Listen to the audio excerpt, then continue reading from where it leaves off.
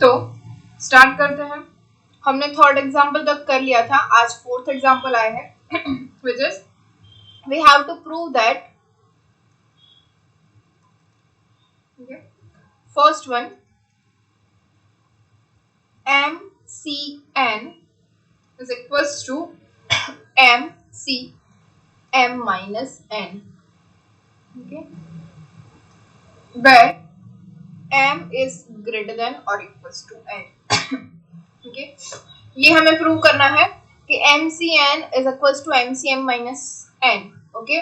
ये यूजुअली भी आपको याद रखना है, जैसे हमने याद रखा था NCR plus NCR minus 1 is equals to N plus 1 CR, okay. तो ये क्या होता है, अगर हम बोले कि ये है NCR is equals to NCN minus R, ये दोनों इक्वल होते हैं, ये हमें याद रखना है कि तो यही हमें यहाँ पे प्रूव करना है, जहाँ पे MCN और MCM minus N है, ओके. तो हम प्रूव करेंगे इसको.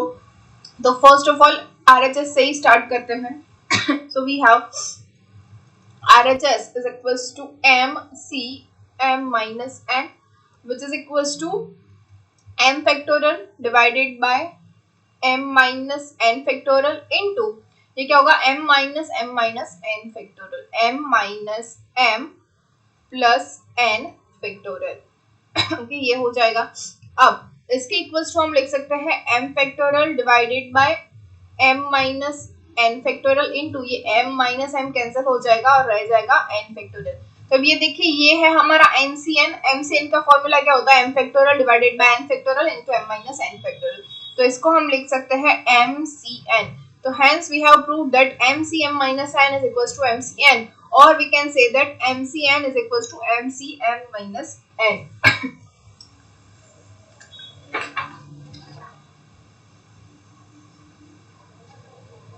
Okay. Next one is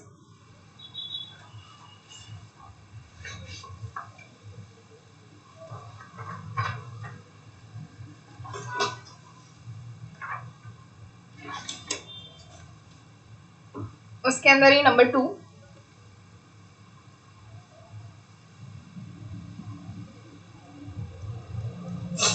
is if NCR is equals to X into NPR, then find the value of X. यहाँ पे हमें दिया गया है कि NCR is equals to X into NPR है, तो हमें फाइंड करना है द वैल्यू ऑफ X. तो बहुत ही इजीली हम कर सकते हैं. ये है NCR is equals to X into NPR, और हमें पता है NCR क्या होता है, N factorial divided by R factorial into N minus R factorial, which is equals to X into NPR क्या होता है, N factorial divided by N minus R factorial. तो N factorial कैंसिल हो जाएगा, N minus R factorial cancel हो जाएगा, तो हमें क्या मिला, X is equals to 1 upon R factorial. तो हमें इसके ऊपर से X की वैल्यू मिल गई, which is 1 upon R factorial. Okay.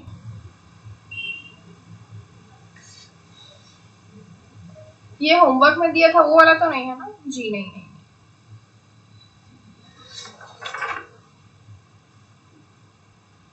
या वही आया. ओके, मैंने रिपीट करवा दिया आपको.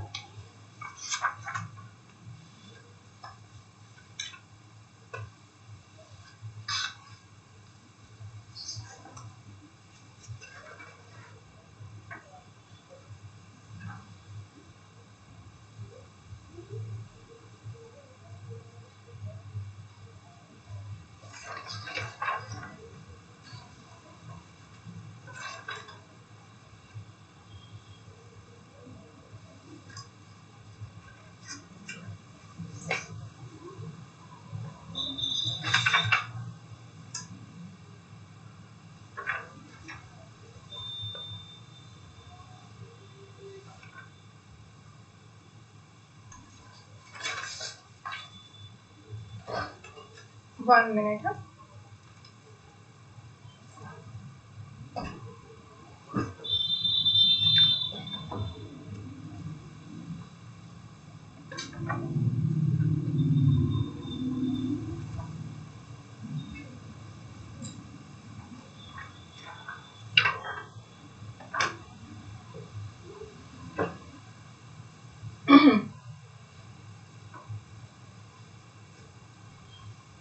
ओके, फोर्थ का जो सेकेंड है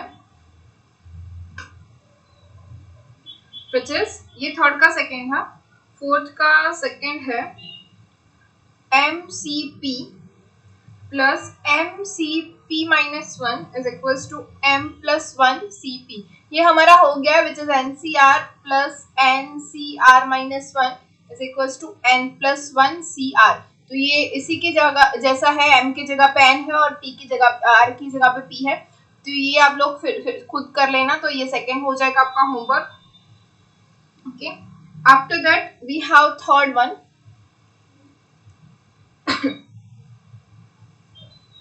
which says that 4C2 plus 2 times 4C3 plus 4C4 is equals to 6C4. We have to prove this.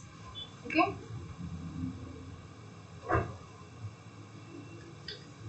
तो ये कर लेते हैं।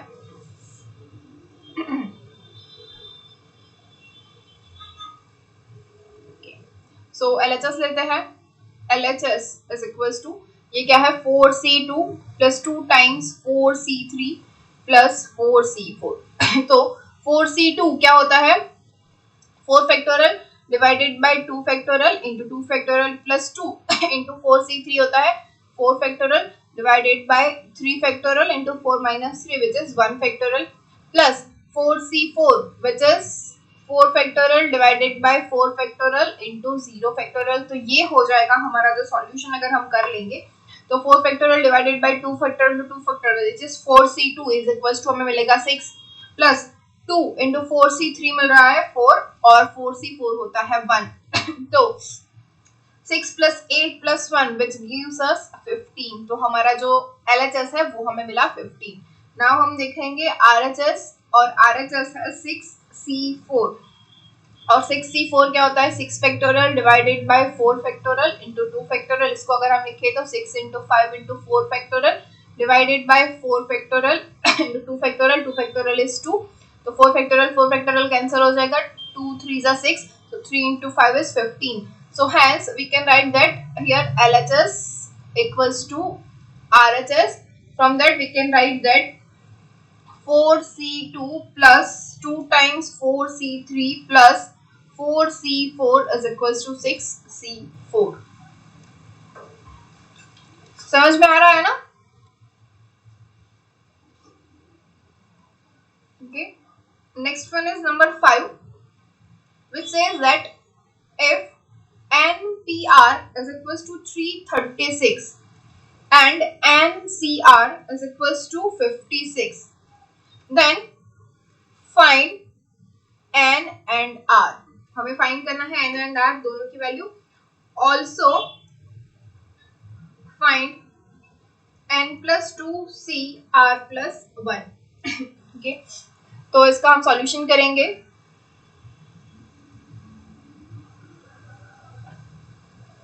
ओके, तो सबसे पहले हमें दोनों की फॉर्मूला पता है। NPR इज इक्वल्स टू 336 होता है।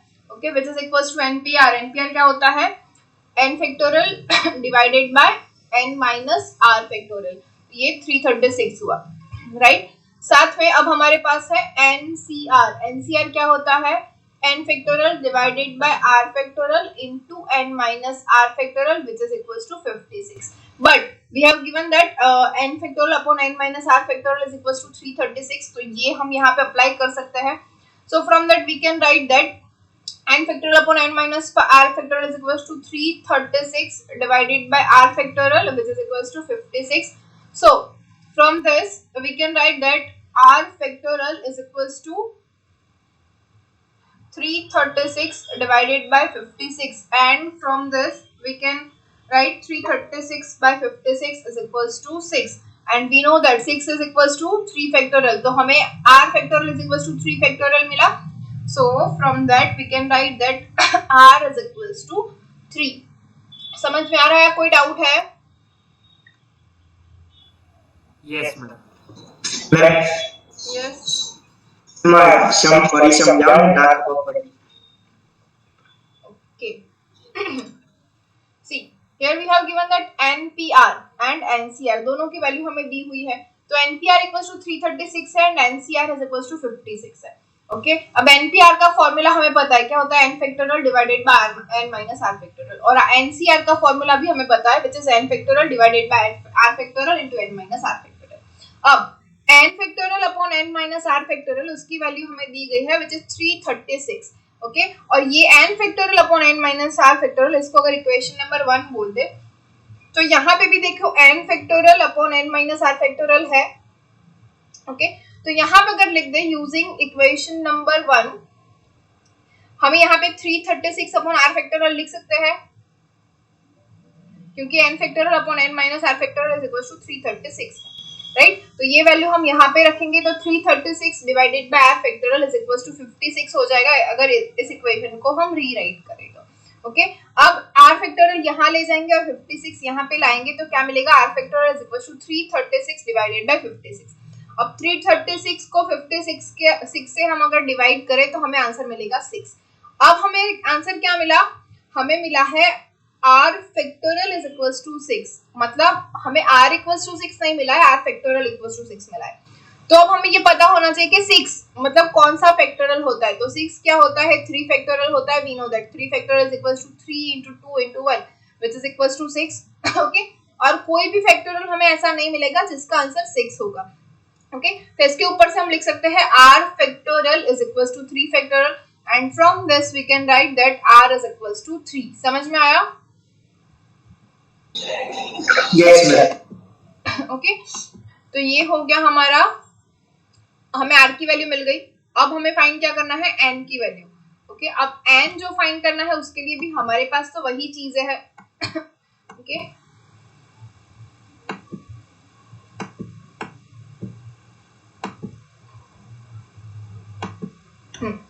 क्या है हमारे पास, NCR एंड NPR।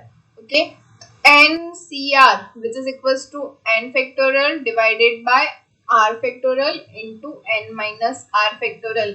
NCR की वैल्यू क्या है 56 और NPR की वैल्यू है 336। तो इसके ऊपर से हम लिखेंगे n factorial divided by r factorial into r minus r factorial is equals to 56 and NPR is equals to n factorial divided by n minus r factorial which is equals to 336।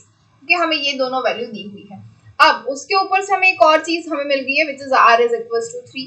तो r equals to 3 की value अगर दोनों के अंदर लिख दे तो हमें क्या मिलेगा, 56 is equals to n factorial divided by 3 factorial into n minus 3 factorial। Okay और यहाँ पे 336 इक्वल्स टू क्या लिख सकते हैं, n factorial divided by n minus 3 factorial. Okay अब इन दोनों को अगर हम सॉल्व करने जाए तो हमें क्या मिलेगा, n into n minus 1 into n minus 2 into n minus 3 factorial. Okay ये जो इक्वेशन है फर्स्ट वाली NCR जो ये है इसको मैं रीराइट कर रही हूँ, इसको हम ऐसे लिख सकते हैं अपॉन n फैक्टोरियल को divided by 3 factorial, 3 factorial is equals to 6 हम डायरेक्ट भी लिख सकते हैं 6 into n minus 3 factorial. Okay is equals to क्या है 56।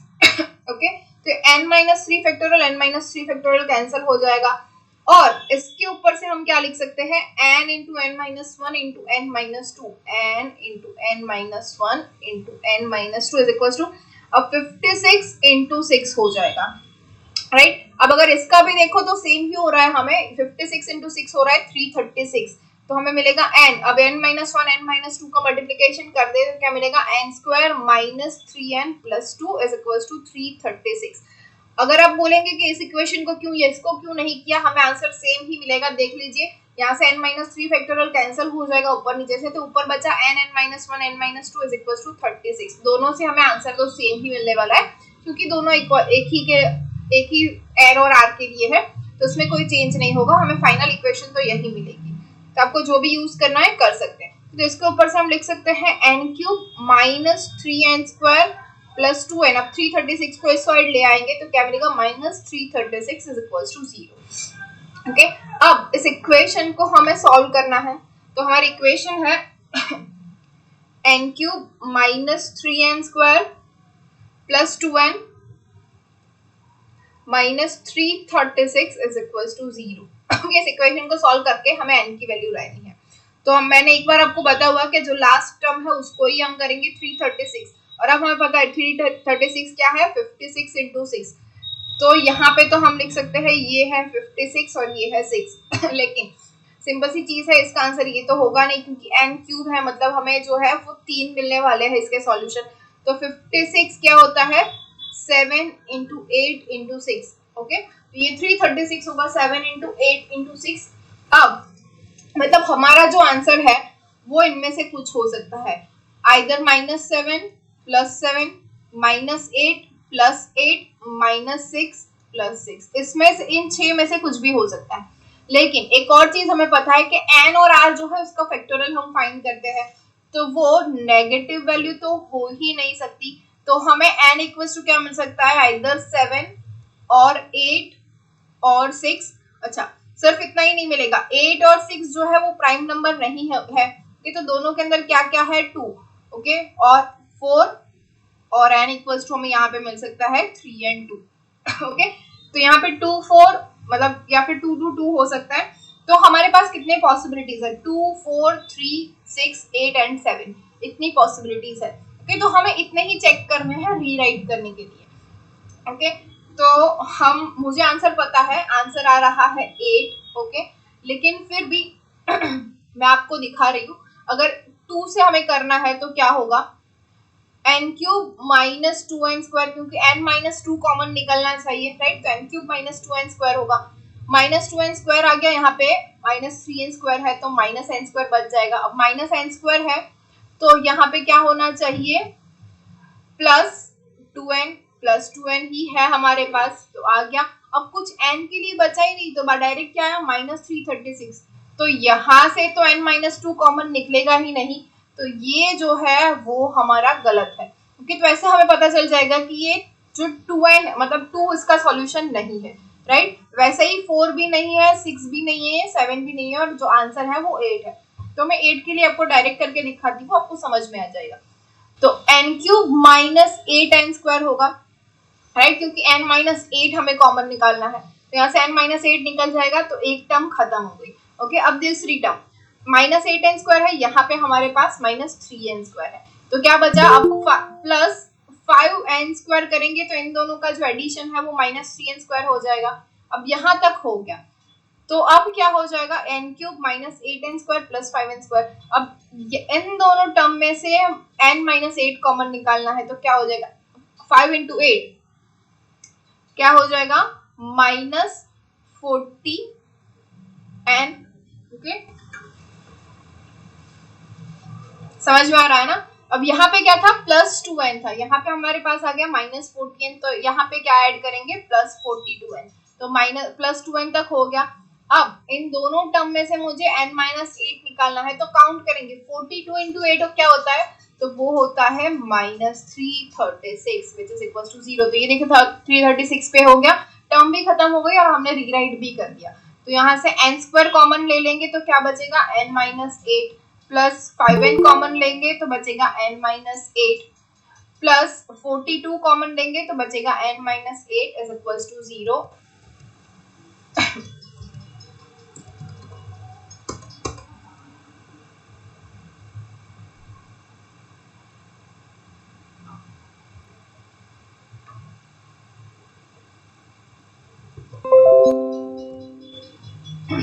ओके, तो ये हो जाएगा n minus 8 is equal to 0। अब इन सभी में से n माइनस 8 जो है वो कॉमन निकल जाएगा, तो अंदर क्या बचा, n square plus 5n plus 42 is equal to 0। Okay, अब ये देखिए n square plus 5n plus 42 का ऐसे अगर हम कुछ निकाले जिसका जो एडिशन है वो 5 हो, जो पॉसिबल नहीं है। ओके, फिर भी अगर आपको नहीं समझ में आ रहा है तो आप देख सकते हैं d फाइंड करके, d is b square minus 4ac, d क्या है 5, तो 25 माइनस 4 इंटू 42 हो जाएगा समथिंग 160 समथिंग हो जाएगा, तो 168। ओके, तो ये तो लेस देन 0 हो गया, तो d नेगेटिव आ रहा है, मतलब कि हमें इमेजिनरी सॉल्यूशन मिलेगा।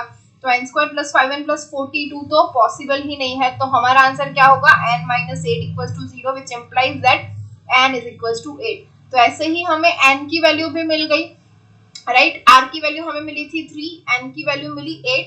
अब नेक्स्ट थिंग क्या है, हमें क्वेश्चन के अंदर पूछा गया है कि we also have to find the value of n plus 2 cr plus 1 which is equals to n क्या मिला हमें 8, तो 8 plus 2 c, r क्या है 3 plus 1 which is equals to 10 c4, और 10 c4 हमें पता है क्या होता है 10 factorial divided bye 4 factorial into 6 factorial. इसको अगर आप सॉल्व करोगे तो हमें आंसर मिलेगा 210।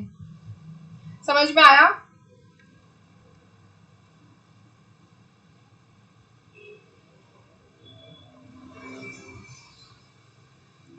Yes or no?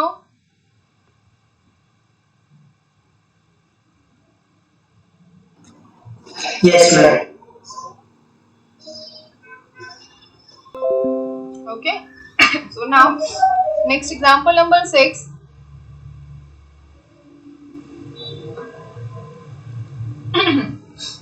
So for that we have to prove that NCR is equals to n minus r plus 1 divided by r into NCR minus 1, ये भी हमें प्रूव करना है।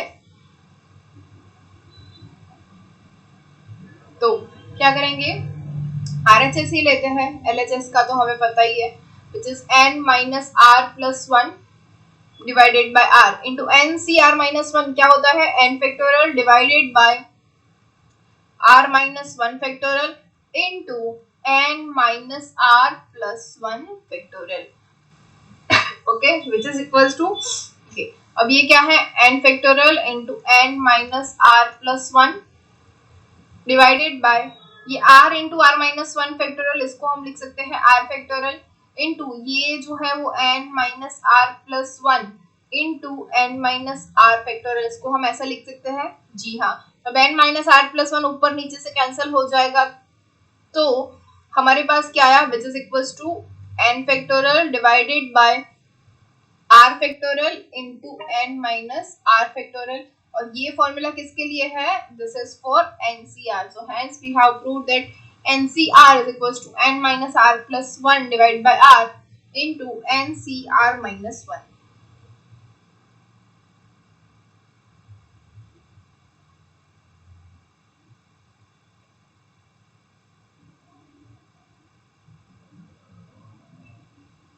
कोई डाउट?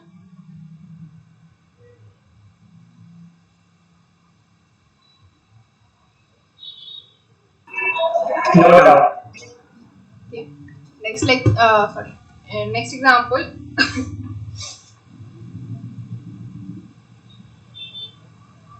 तो 6 के अंदर सेकंड है ना, यस, ये फर्स्ट था, इसका जो सेकंड है which says that n minus 1 CR plus n minus 1 CR minus 1 is equals to NCR।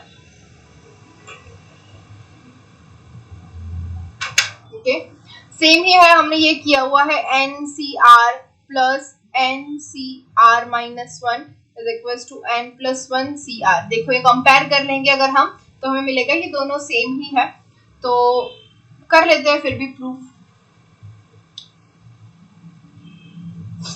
Okay, इसके लिए हम जाएंगे इसके साथ, तो LHS is equals to n minus 1 CR plus n minus 1 CR minus 1 which is equals to n minus 1 factorial divided by r factorial into n minus 1 minus r factorial plus n minus 1 factorial divided by r minus 1 factorial into n minus 1 minus r plus 1 factorial। Okay, तो इसको हम लिख सकते हैं n minus 1 factorial divided by ये हो जाएगा r into r minus 1 factorial, और ये हो जाएगा n minus 1 minus r factorial plus n minus 1 factorial नीचे r माइनस 1 फैक्टोरियल इंटू ये जो हो जाएगा n minus 1 minus r plus 1 into n minus 1 minus r factorial. Okay, अब ऊपर नीचे दोनों से जो कॉमन निकलेगा which is n minus 1 factorial divided by r minus 1 factorial into n minus r minus 1 factorial। कि देख लीजिए ये दोनों है n minus 1 minus r factorial, r minus 1 factorial, n minus 1 factorial। Okay, तो अंदर क्या बचा 1 upon r plus 1 upon n minus, ये देखिए -1 प्लस 1 कैंसिल हो जाएगा तो क्या बचा n minus R. So 1 upon n minus R, okay, which is equals to n minus 1 factorial common, नीचे r minus 1 factorial into n minus r minus 1 factorial into ये क्या हो जाएगा, ये देखिए n minus r plus r divided by r into n minus r। ये R R cancel हो जाएगा तो ऊपर क्या आया n into N minus 1 factorial which we can write it n factorial. अब r into R minus 1 factorial we can write it as n factorial. n minus R minus 1 sorry n minus R into N minus R minus 1 factorial which is equals to n minus R factorial. तो ये हो गया हमारा NCR। Hence we have proved that, or we can write that it is equals to RHS.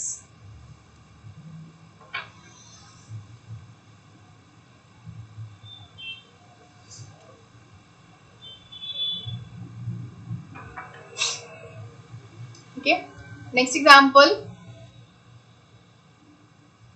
is example number 7। okay, यहाँ से हमारे थोड़े different वाले क्वेश्चन स्टार्ट होते हैं। ओके, जहाँ पे क्वेश्चंस है हमारे पास। ओके, तो number 7 is how many different committees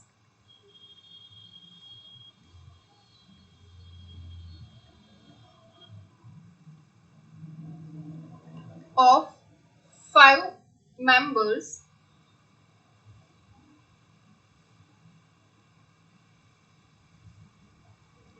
may be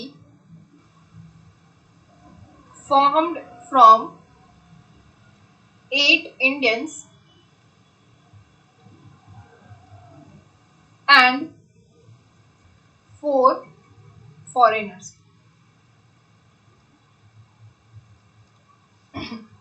okay, permutation में हमने ऐसे क्वेश्चंस कर लिए हैं। अब ये बारी है हमारे कॉम्बिनेशन की।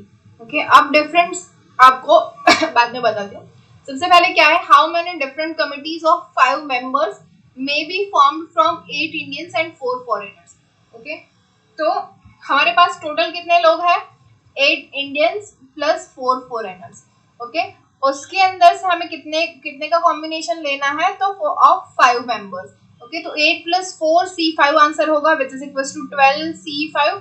12 C5 is 12 factorial divided by 5 factorial into 12 minus 5 factorial which is equals to 12 into 11 into 10 into 9 into 8 into 7 factorial divided by 5 into 4 into 3 into 2, okay, into 12 minus 5 which is 7 factorial। तो 7 factorial 7 factorial cancel हो जाएगा। 5 into 2 is 10, okay, 4 2s are 8 and 3 3s are 9, so our answer is 12 into 11 into 3 into 2, okay, and which is equals to 792। this is our answer। कोई doubt?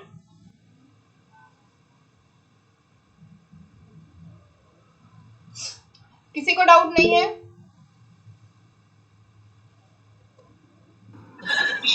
No, no doubt. Okay, तो चलो मैं एक question पूछती हूँ आप लोगों को इसमें से कि सिर्फ क्वेश्चन दिया हुआ है एग्जाम में, बोला तो गया होगा नहीं कि परम्यूटेशन यूज करो या कॉम्बिनेशन यूज करो, तो आपको कैसे पता चलेगा कि आपको यहाँ से यहाँ पे कॉम्बिनेशन ही फाइंड करना है, परम्यूटेशन नहीं करना है?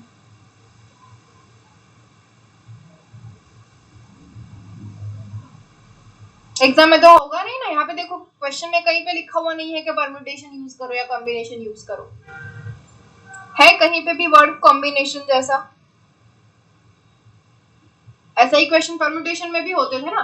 देखो हमारे पास 1 2 3 4 5 6 7 8, मैंने ऐसे लिख दिया 8 इंडियंस 1 2 3 4 फॉरेनर्स। ओके, और इसमें से हमें कितने सिलेक्ट करने हैं, 5 सिलेक्ट करने हैं।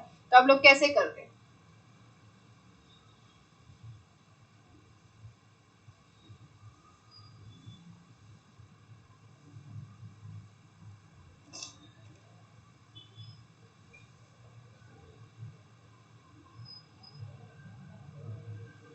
बोलो।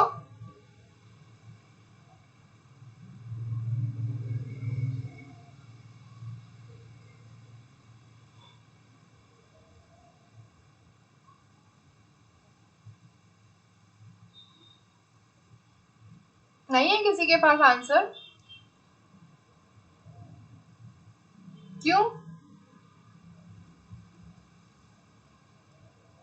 तो ये डाउट कब होता?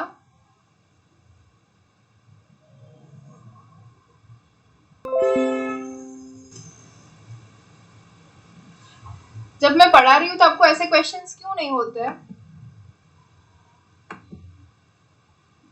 आपको सिर्फ लेक्चर रिकॉर्ड हो रहा है या नहीं हो रहा है उसी से मतलब है। लेक्चर रिकॉर्ड होगा तो भी डाउट्स कैसे क्लियर होंगे आपके? डाउट ही नहीं हो रहा है आप लोगों को, क्वेश्चन करते ही नहीं हो आप कुछ भी।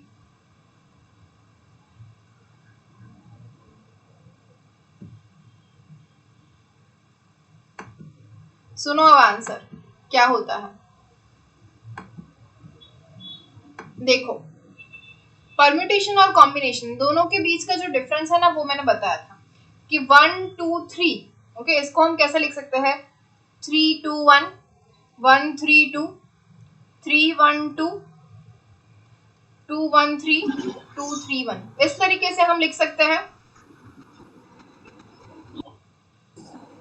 हाँ मैम, तो मैं समझा कि कॉम्बिनेशन में पेज ना था, खाली 1 2 3 लिखा है। यस, मतलब सु के हमारे पास जो भी ये नंबर्स है, ठीक है, तो नंबर 123 डिफरेंट नंबर है, 321 डिफरेंट नंबर है, 132 डिफरेंट नंबर है, 312 डिफरेंट नंबर है, 213 भी डिफरेंट नंबर है, 231 भी डिफरेंट नंबर है। क्यों? क्योंकि ये सारे नंबर्स है, उन सभी का डिफरेंट डिफरेंट मीनिंग हो रहा है। ओके, लेकिन अगर मैंने ये 1 2 3 इनकी जगह पे मैंने लिए है 3 रेड बॉल्स। ओके, अगर 3 रेड बॉल्स है मेरे पास तो क्या इतने सारे परम्यूटेशन मिल सकते हैं मुझे? मैं 3 रेड बॉल कहीं पे भी लगाऊं, क्या मीनिंग चेंज होगा? फर्स्ट, इसको मैंने सिर्फ नंबर दिया, ये 1 2 3, ये रेड बॉल है, मैंने बोल दिया ये फर्स्ट बॉल है, ये सेकंड बॉल है और ये थर्ड बॉल है, लेकिन बॉल के ऊपर कोई भी साइन या कोई भी नंबर नहीं है, तीनों के तीनों सेम कलर के बॉल है।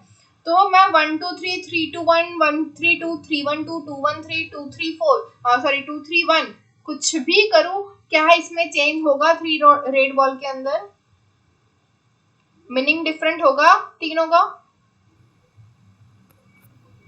यस और नो? No ma'am. समझ में आया? तो कॉम्बिनेशन कब यूज करना है? जब इसका मीनिंग चेंज नहीं होता है। ओके, मीनिंग सेम ही रहता है तब हमें कॉम्बिनेशन यूज करना है, और मीनिंग चेंज होता है तब हमें यूज करना है परम्यूटेशन। ओके, यहाँ पे क्या बोला गया है? हमें 5 मेंबर्स चाहिए। ओके, 5 मेंबर्स कहीं से हो सकते हैं, 8 इंडियन में से और 4 फॉरेनर में से। तो हमें ऐसा तो कुछ बोला ही नहीं गया है ना कि हमें ये फिक्स 5 चाहिए, इन लोगों को हमें बिठाना नहीं है, जरूरी इसको नंबरिंग भी नहीं देने हैं हमें कि पहले जो 4 है वो इंडियंस होने चाहिए, आफ्टर जो 5th मिल रहा है वो फॉरेनर होना चाहिए। ऐसा कुछ भी स्पेसिफिक हमें बोला गया नहीं है। हमें क्या बोला है? सिर्फ 8, ये जो 12 लोग हैं उसमें से हमें 5 को चुनना है। तो हम कैसे भी चुन सकते हैं ना, कोई भी 5 हो सकता है, उससे मीनिंग थोड़ी चेंज होगा। अगर हमने 5 चुन भी लिए कि चलो मैंने ये 5 फिक्स कर लिए कि ये 5 है, अब इन 5 को अंदर अंदर अगर मैं बिठाऊं, इनकी जगह चेंज करूं तो भी मीनिंग चेंज तो होगा नहीं, ये 5 तो वही 5 रहने वाले हैं। तो जब ऐसा हो जिसका मीनिंग चेंज नहीं होता है तब हम यूज करेंगे कॉम्बिनेशन, और जब मीनिंग चेंज होता है ऐसे तब हम यूज करेंगे परम्यूटेशन। समझ में आया कब परम्यूटेशन यूज करना है और कब कॉम्बिनेशन यूज करना है? अब जो है आप लोग परम्यूटेशन के जो क्वेश्चंस है वो क्वेश्चन पढ़ना, क्वेश्चन पढ़ने से आपको समझ में आएगा कि अगर ये अंदर अंदर चेंज हो गया तो इसका मतलब चेंज हो जाएगा। अब इस ये क्वेश्चन पढ़ोगे तो समझ में आएगा, ये अगर अंदर अंदर चेंज भी हो गए तो हमें कोई फर्क नहीं पड़ता है। समझ में आया? परम्यूटेशन में हमें अरेंजमेंट करनी है, कॉम्बिनेशन में हमें सिर्फ एक ग्रुप बनाना है, वहां पे कोई भी अरेंजमेंट नहीं करनी है हमें। तो बस यही दोनों के अंदर चेंज है, what is combination and what is permutation, आपको याद होना चाहिए। ओके, एग्जाम में ये डिफिकल्टी नहीं होनी चाहिए कि क्वेश्चन परम्यूटेशन का था या कॉम्बिनेशन का। Okay, next one, example number 8,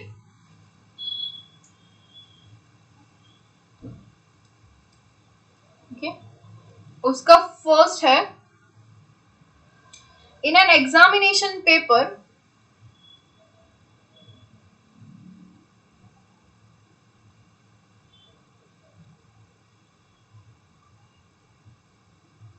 eleven questions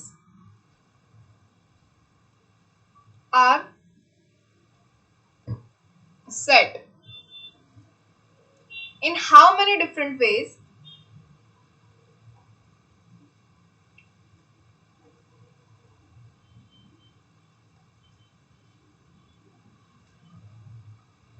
can you choose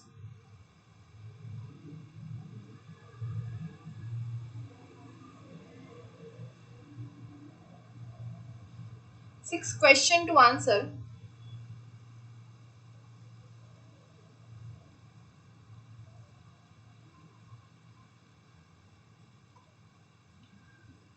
If, however, question number 11 is made compulsory.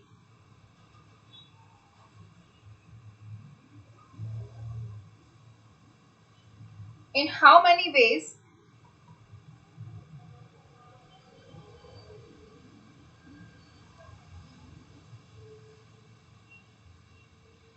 can you select to answer?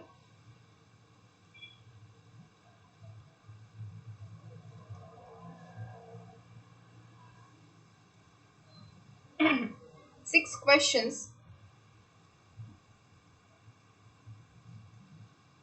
in all. Okay, question जितना लंबा होता है आंसर उतना ही छोटा होता है, ये याद रखना। ओके, अब स्टार्ट करते हैं क्वेश्चन पढ़ना। In an examination paper 11 questions are set, कि मतलब आपके पास एक सपोज मैथ्स का ही पेपर है जिसके अंदर 11 क्वेश्चंस पूछे गए हैं।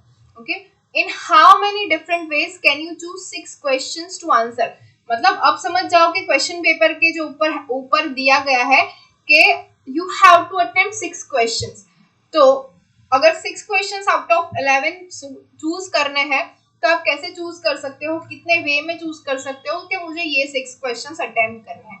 आइदर 1 2 3 4 11 5 11 ऐसे करो, या ऐसे करके कोई भी 6 क्वेश्चंस 1 से 11 में 6 क्वेश्चंस आपको सिलेक्ट करना है तो कैसे कर सकते हो।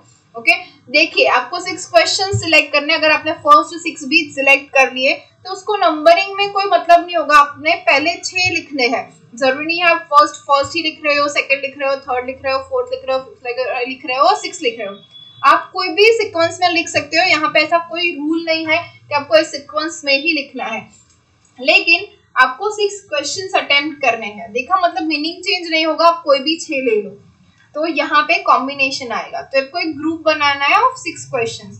तो फर्स्ट जो यहाँ पे क्वेश्चन मार्क खत्म हो रहा है, मतलब इसका भी आंसर आपको लिखना है 11 में से 6 क्वेश्चन कैसे लिख सकते हो। तो फर्स्ट जो है हम इसको लिखेंगे 11 से 6। ओके, 11 में से 6 को चूज करना है तो बहुत ही इजी वे में मिल जाएगा हमें। 11 से 6 is equals to 11 factorial divided by 6 factorial into 11 minus 6 is 5 factorial, which is equals to 11 into 10 into 9 into 8 into 7 into 6 factorial divided by 6 factorial into 5 4 3 2। 1 नहीं लिख रहे हैं, 6 factorial कैंसिल हो जाएगा। 4 into 2 is 8, 3 into 3 is 9 and 5 2s are 10। तो ये जो हमारा आंसर है 2 into 3 into 7 into 11 which is equals to 462। तो हमारा आंसर आ जाएगा 11 से 6 is 462। तो फर्स्ट जो क्वेश्चन मार्क था उसका आंसर मिल गया। अब हमारा जो सेकंड क्वेश्चन मार्क है वो सेकंड में क्या बोला गया है, if however question number 11 is made compulsory, in how many ways can you select to answer 6 questions in all। Okay, तो अभी भी क्वेश्चन तो हमारा सेम ही है, 11 क्वेश्चंस दिए गए हैं, उसमें से एक जो 11th क्वेश्चन है वो तो कंपलसरी लिखने ही है। तो अब हमें कितने सिलेक्ट करने हैं, तो 11 माइनस 1, क्योंकि एक तो कंपलसरी हो गया तो 11 माइनस 1 सी, 6 में से एक तो हमें कंपलसरी लिखना ही है तो 6 minus 1 which is equals to 10 C5। और 10C5 को अगर आप ऐसे ही सॉल्व करोगे तो आंसर मिलेगा 252। समझ में आया?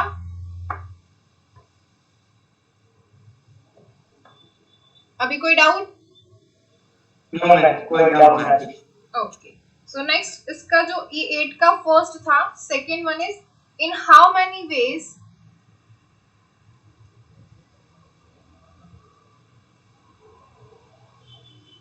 Can a student choose 5 courses out of 9 courses if 2 courses are compulsory for every student.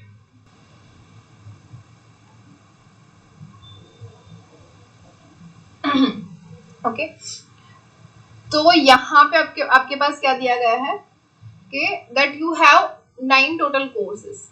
Okay, उसमें से आपको 5 कोर्सेज जो है वो चूज करने हैं टोटल 9 कोर्सेज में से, और 2 कोर्स जो है वो कंपलसरी है ऑलरेडी। तो उसमें सब कितने बचे हमारे पास? 3। एज एग्जाम्पल आपको बोलूं कि आप लोग अब नेक्स्ट ईयर इंजीनियरिंग में होंगे, नेक्स्ट टू नेक्स्ट ईयर, तो इंजीनियरिंग के अंदर ऐसा होता है कि फर्स्ट ईयर में आपके पास 12 सब्जेक्ट्स होते हैं। 12 में से आपको कोई भी 5 सिलेक्ट करने होते हैं, और एक तो कंपलसरी होता है विच इज मैथमेटिक्स, क्योंकि मैथमेटिक्स कंपलसरी होता है। बाकी 5 आपको सिलेक्ट करने होते हैं आउट ऑफ 12। 12 में भी ऐसा होता है कि फर्स्ट सेम में मैथमेटिक्स 1 कंपलसरी होता है और सेकंड सेम में मैथमेटिक्स 2 कंपलसरी होता है। तो 12 में से 2 तो वैसे ही माइनस हो गए। ओके, तो बाकी कितने बचे आपके पास? 10। अब 10 में से आपको 5 सिलेक्ट करने हैं, ये आप इजीली काउंट कर सकते हैं। ओके, तो सेम थिंग यहाँ पे है, आपके पास टोटल कोर्सेज है 9, उसमें भी समझ लो ऐसा ही कंपलसरी सब्जेक्ट कोई मैथ्स जैसा होगा, तो मैथ्स जैसे 2 क्वेश्चन है कंपलसरी सब्जेक्ट है, तो लेते हैं एक है मैथ्स और सेकेंड आपका होगा शायद इंग्लिश। ओके, इंग्लिश वैसे ही कंपलसरी होता है एक सेमेस्टर के अंदर, तो एक मैथ्स कंपलसरी है, दूसरा इंग्लिश कंपलसरी है, तो बाकी कितने बच गए हमारे पास? 7 कोर्सेज आर लेफ्ट। ओके, अगर 7 कोर्सेज लेफ्ट रह गए हमारे पास, इसके अंदर सपोज कर लो ईजी है, ईएमई है, ऐसे सारे सब्जेक्ट्स होते हैं। ओके, तो ये 7 कोर्सेज बच गए हमारे। अब 7 में से हमें टोटल कितने पढ़ने हैं एक सेमेस्टर के अंदर? 5 कोर्सेज। ओके, और 5 में से ये तो 2 कंपलसरी हो ही गए, मैथ्स और इंग्लिश, तो 5 में से अब कितने बचे जिसको हमें सिलेक्ट करना है? तो 3 कोर्स हमें सिलेक्ट करने हैं। ओके, तो आउट ऑफ 7 हमें 3 कोर्स सिलेक्ट करने हैं, तो इसको हम कैसे लिख सकते हैं? तो 9 कोर्सेज है, उसमें से 2 तो कंपलसरी है, सी 5 में से 2 कंपलसरी है, तो ये क्या हो गया? हमें चूज कितने करने हैं? 7 में से 3, तो we have answer is 7C3 which is equals to 35। समझ में आया?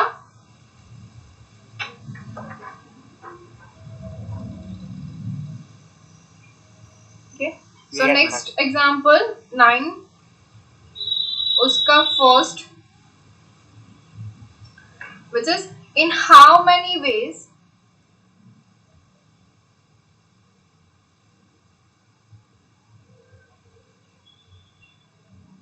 can a committee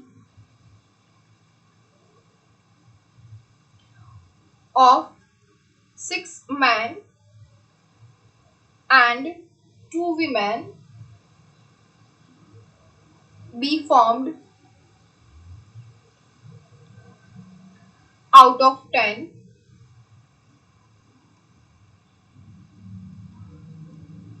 men and 5 women? अब बोलो इसमें कौन बोलेगा? मैंने काफी कुछ समझा लिया आप लोगों को। क्या है? In how many ways can a committee of 6 men and 2 women? तो here we have 6 men 2 women कि इसकी कमिटी हमें बनानी है, दैट इज 6 + 2, उसकी कमिटी बनानी है। Be formed out of 10 men and 5 women, 10 men and 5 women।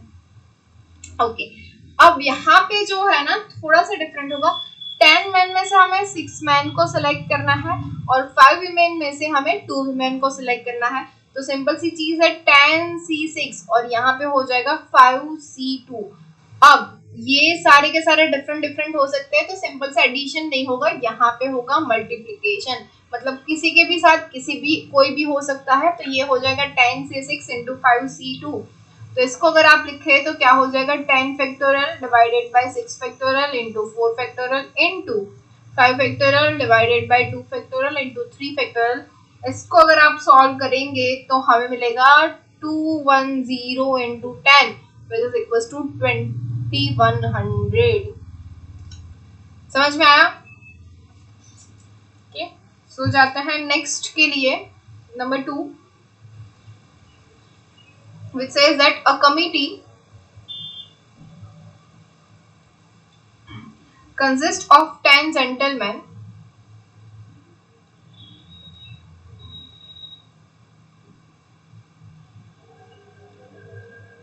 and 8 ladies.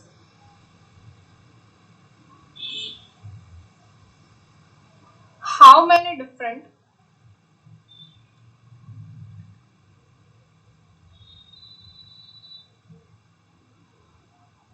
subcommittees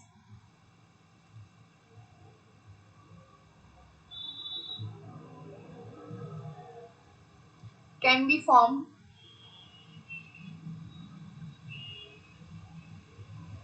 consisting of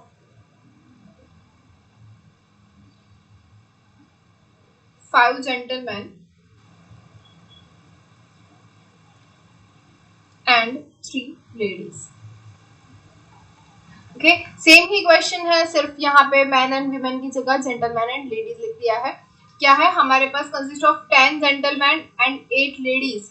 okay, how many different sub committees can be formed consisting of 5 gentleman and 3 ladies. तो यहाँ पे 10 gentleman में से हमें select करना है 5 gentleman into 8 ladies में से सिलेक्ट करनी है 3 लेडीज। तो 10C5 into 8C3 which is 10 factorial divided by 5 factorial into 5 factorial multiply by 8 factorial divided by 3 factorial into 5 factorial। तो आंसर जो होगा which is, लिख लेते हैं 10 into 9 into 8 into 7 into 6 into 5 factorial divided by 5 into 4 into 3 into 2 into 5 factorial multiply by 8 into 7 into 6 into 5 factorial divided by 3 into 2 into 5 factorial 5 factorial 5 factorial 5 factorial 5 factorial cancel हो जाएंगे कि 3 into 2 is 6, ये यहाँ पे भी 3 into 2 is 6 हो जाएगा, ये 4 2s are 8 and 5 2s are 10। तो टोटल इन सबका अगर मल्टीप्लिकेशन कर दे तो हमें मिलेगा 14,112। ये होगा हमारा आंसर।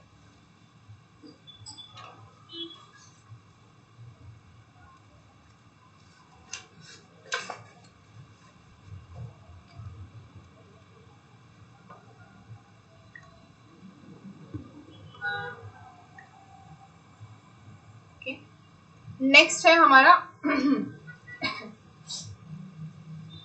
एग्जाम्पल नंबर 10, उसका जो फर्स्ट है which is in how many veg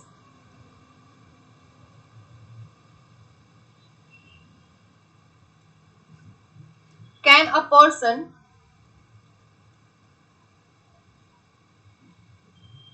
choose one or more of the four electrical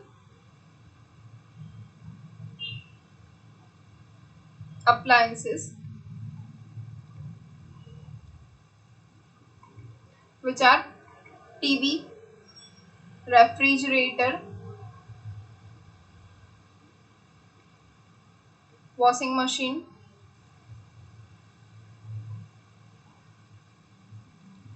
and radiogram।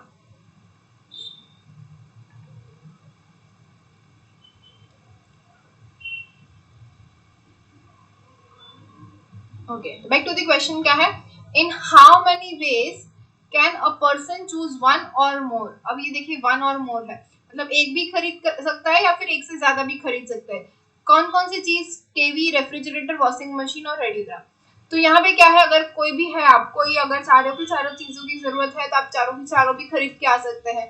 Okay, तो या फिर कोई 3 खरीद के आ सकता है, कोई 2, कोई 1, और 3 भी डिफरेंट डिफरेंट, जरूरी नहीं है कि टीवी, रेफ्रिजरेटर और वॉशिंग मशीन ही हो।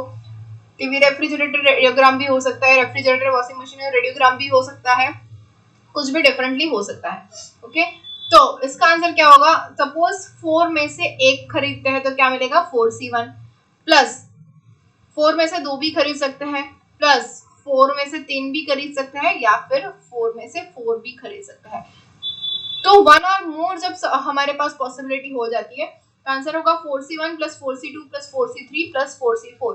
अब ये देखिए यहाँ पे मल्टीप्लीकेशन नहीं आएगा क्योंकि हम यहाँ पे सिलेक्शन कंपलसरी नहीं कर रहे हैं, आइदर और सारे का सारा है, तो आइदर और के अंदर प्लस हो जाएगा।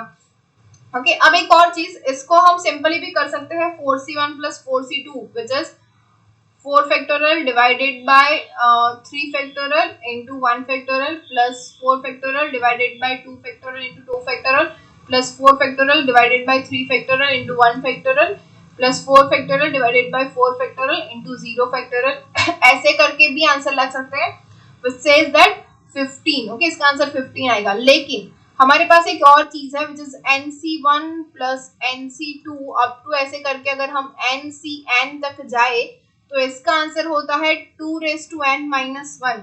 हम इसको ऐसे लिख सकते हैं, तो अगर ऐसे हम जाए तो which says that 2⁴ which is equals to 16-1 and the answer is 15। आप दोनों तरीके से इसको सॉल्व कर सकते हैं।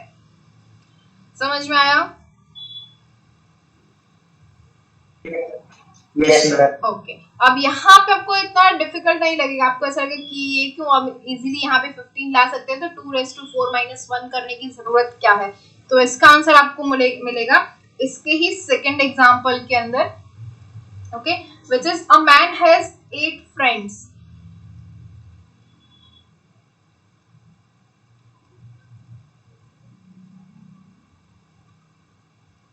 in how many ways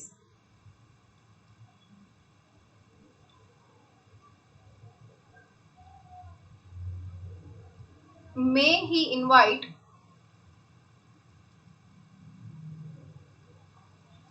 one or more of them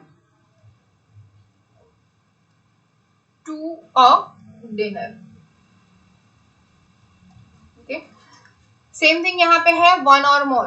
okay, one or मोर यहाँ पे फिर से यूज हुआ है, तो कितने हैं, 8 फ्रेंड्स है, तो आंसर क्या होगा, 1 को भी सिलेक्ट कर सकता है, 2 को भी कर सकता है, 3 को भी कर सकता है, 1 और मोर है, तो 1 से स्टार्ट होगा, 8C4 भी हो सकता है, मोर हमें पता नहीं कहाँ तक जा सकता है, तो मोर तो कहाँ तक जा सकता है, सारे के सारे फ्रेंड्स मतलब 8C8 तक। तो ये हो गया हमारा आंसर। अब देखो इन सभी को सॉल्व करना तो डिफिकल्ट है ना, 8C1 plus 8C2 plus 8C3 plus 8C4 plus 8C5 plus 8C6 plus 8C7 plus 8C8, इतना सारा करना, इससे अच्छा क्या होता है 2⁻⁸ which is equals to 2⁸ क्या होता है 256 - 1 एंड the answer is 255। समझ में आया? Yes ma'am. ओके, तो अब जो